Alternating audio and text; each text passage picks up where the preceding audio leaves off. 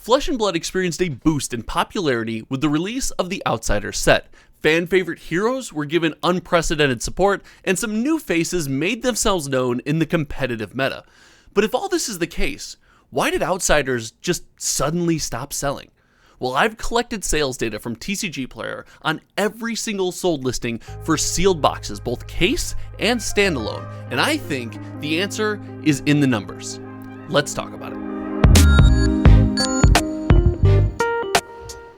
When it comes to indie trading card games, a release can feel like, well, almost a religious experience. Especially with a ravenous community like the Flesh and Blood fan base, people are excited to get out to the game store, slam cards on the table, and find out, especially in FaB, what is going to win the next major competitive event.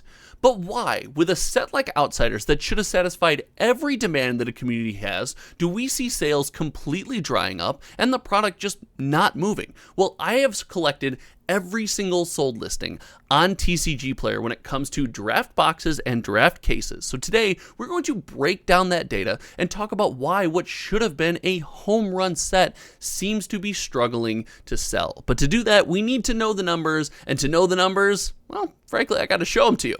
What we have here is the summary, the breakdown of all of these sales that I have collected. And yes, I have not missed one. I have pre-sales going back to, I believe the first ones were in January when TCG Player opened up the site for pre-sales, and there's actually a couple sales way back then. It was wild. But it's interesting to see that we've spent $134,000 on these products on the popular trading card game marketplace, and how we're spending our money on Flesh and Blood doesn't seem to have really changed. When it comes to FaB, the case really seems to hold a premium as how people are spending their money, the breakdown of how or where our money is going. 65% of every dollar that we spend is going towards the case. Now, this is kind of a little bit of fallover from the idea that Flesh and Blood has case hits. Heck, looking back at Welcome to Wraith and Arcane Rising, the idea of buying a single box was kind of scary because you wanted your legendary, you wanted that foil, and whether that remains true or not, it's clear that the community still has some of that feeling involved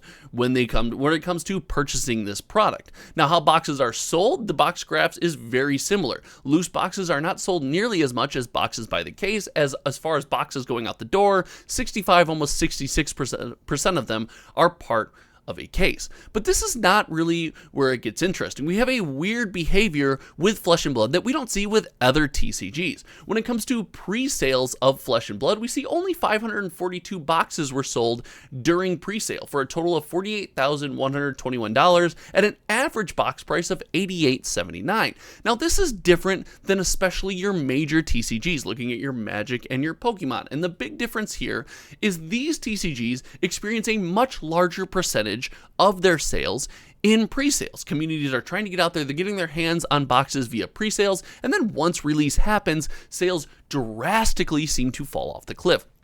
With Outsiders, that did not seem to happen, and actually with most Flesh and Blood sets, it seems that people continue to buy the box a little bit after pre-sale. And I think this is more of a function of people playing Flesh and Blood during pre-release and pre-sale in their LGS, and then maybe engaging with an online marketplace after, but that's super interesting. Let me know what you think in the comment section below. But where it gets really interesting is when we talk about the sales that are continuing to happen. And if you want to see this, you can make sure I'll try to put a link in the comment section below where you can click and follow along on this graph, and if not, you can subscribe to this channel because, hey, I think growing a second channel would be super fun. But the interesting aspect of Flesh and Blood sales is when it comes to the month of June. As we mentioned, after release, we see all trading card games continue to have a downward trend in the number of sales. And while Flesh and Blood ticked down slowly, at June, it seems like the sales have completely fallen off. Through all of June, Outsiders has sold 9 cases and only 20 boxes on the popular trading card game marketplace. And this, I believe, is a function of a couple different things. First, Flesh and Blood did experience a bit of drama with Outsiders when it came out, when it comes to the rainbow foil legendaries. There were rainbow foil legendary sheets, which were either extra printed or moved and stacked in the wrong spot, and there were these god boxes, where boxes contained upwards of 18 rainbow foil legendary cards. Now, mind you, these used to be what were considered the hit in the case, and having cases come out where, boxes come out where there's 18 of them could be really, really wild. I I don't know if this affected the number of cards in print. I don't think we've gotten a very clear answer on that. We've gotten some speculation and some soft answers from LSS. We don't know if we've been given a definitive yes or no. But even so, I do believe the community took note, and there was a different feeling when it came to engaging with this product. Whether or not the community would openly admit it, I believe it felt kind of like God Box or nothing, and it definitely felt more like that because of when you consider the cost of Majestics for this set. We mentioned Flesh and Blood itself thrives as a competitive trading card game, and that is always shown in the pricing of cards. Heck, how much you're playing the card is definitely comparable to the price. How much the community is playing the card drives the price, and that's not always a bad thing, but here we see the set taking a bit of a hit. We have the Codex of Frailty at $43, the big bad of the set that's given Ranger all this crazy support, and frankly, I played against this card the other day at the LGS, and it is bonkers. It's wild, and we see Premeditate holding a good value of $17, but then everything under that is under $10. Heck, the average Majestic price of the set is only $4, and the median Majestic price of the set is $2.12. And because of this, the single box feels risky, and that's not an outsider's issue.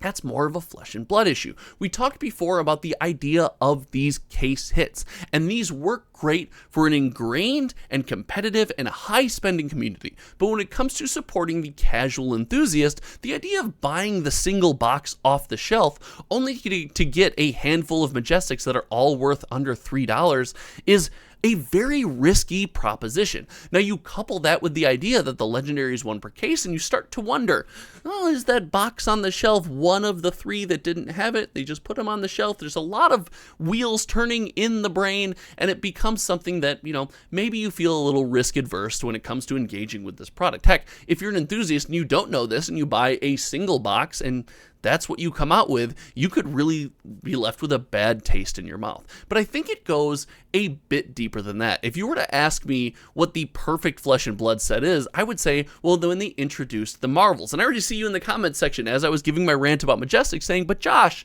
the Marvels, the Marvel slot. And when it comes to a set like Uprising, I think the Marvel slot is incredible. I think Uprising is the best Flesh and Blood product to ever be released, and that gives this single box a better feeling. Heck, even if the EV isn't there, you are still A, getting closer to the EV with some of these more common and easier to pull Marvels, and B, you're making your enthusiasts feel better. But we have since drifted away from that model to where Marvels feel very, very rare and very hard to get. All of the full art codexes in Outsiders are a great representation of that, and because they are so rare and thus so coveted, they don't do much for opening the box because you can't reasonably expect to hit one. Heck, even hitting a cold foil double-sided token every once in a while, or something really cool, or a rare dragon that, it's only $18, but frankly, it just feels good, and I think it's a good time.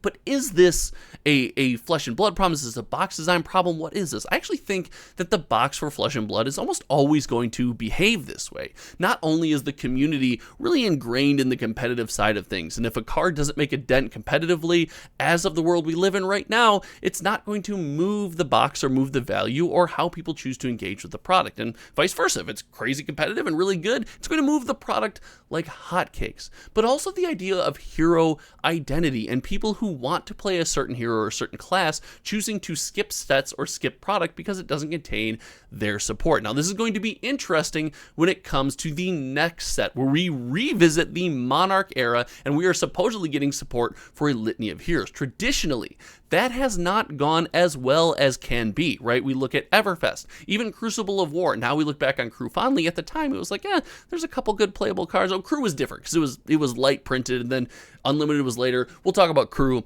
in another video. But Dusk Till Dawn does something different that Flesh and Blood hasn't done yet. It reaches into the nostalgia pool and pulls back those feelings of anyone who's engaged with the community during the Monarch time. Heck, I have to admit, I was a Monarch fabber, and I am excited for Dusk Till Dawn because it just brings me back to times hanging out with the friends at the LGS. But what do you guys think in the comment section below? Why do you think Outsiders has all but stopped selling on the popular trading card game marketplace? And do you think that Dusk Till Dawn will experience something similar? It will sell better, it will sell worse. And actually, if you want to know, if you subscribe to this channel, I do sales speculation. We actually do a lot of work here to predict the print runs of this set. I did it for Outsiders. I'll be doing it again. Let's see, how close was I? Was I right? Was I wrong? Should I update my data? We will find out in the future. But as you know, my name is Josh. If you could share this video on a popular forum, any place that you engage with Flesh and Blood or talk to friends about the game, I appreciate each and every one of you out there. Thank you so much for hanging out. Oh, if you want to support me further, visit my main channel, youtube.com/HometownTCG. Thank you so much for hanging out. Until next time, we will see you around. Goodbye.